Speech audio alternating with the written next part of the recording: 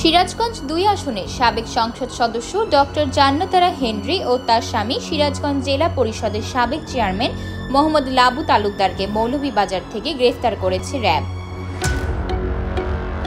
সোমবার বিকেলে মৌলভীবাজার শহরতলির সোনাপুর এলাকার মোহাম্মদ দেলোয়ার হোসেন বাচ্চুর বাসা থেকে তাদের গ্রেফতার করে র্যাব। দীর্ঘদিন ধরে তারা ওই বাসায় আত্মগোপনে ছিলেন বলে জানা গেছে। স্থানীয় সূত্রে জানা যায়, সরকার পতনের পর থেকে সাবেক সংসদ সদস্য ডক্টর জান্নাতারা হেনরি ও তার স্বামী মোহাম্মদ লাবু তালুকদার বেশ কয়েকদিন যাবৎ গোপনে এখানে আশ্রয় নিয়েছিলেন।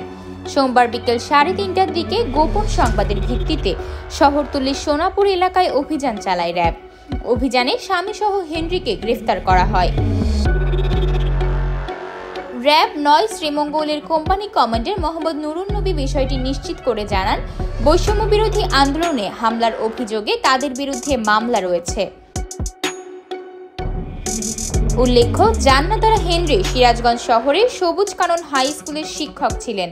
তিনি 1997 সাল থেকে বাংলাদেশ বেতারে এবং 2001 সাল থেকে বাংলাদেশ টেলিভিশনে রবীন্দ্রসঙ্গীত শিল্পী হিসেবে তালিকাভুক্ত। 2008 সালের নবম জাতীয় সংসদ নির্বাচনে সিরাজগঞ্জ ২ আসন থেকে বাংলাদেশ আওয়ামী লীগের প্রার্থী হিসেবে তিনি পরাজিত হয়েছিলেন। 2024 সালের 7 জানুয়ারি অনুষ্ঠিত দ্বাদশ জাতীয় সংসদ নির্বাচনে তিনি বাংলাদেশ আওয়ামী লীগ মনোনীত প্রার্থী হিসেবে সিরাজগঞ্জ ২ আসনের সদস্য পদ নির্বাচিত হন। আতকিয়া মাইমুনা, বার্তা 24।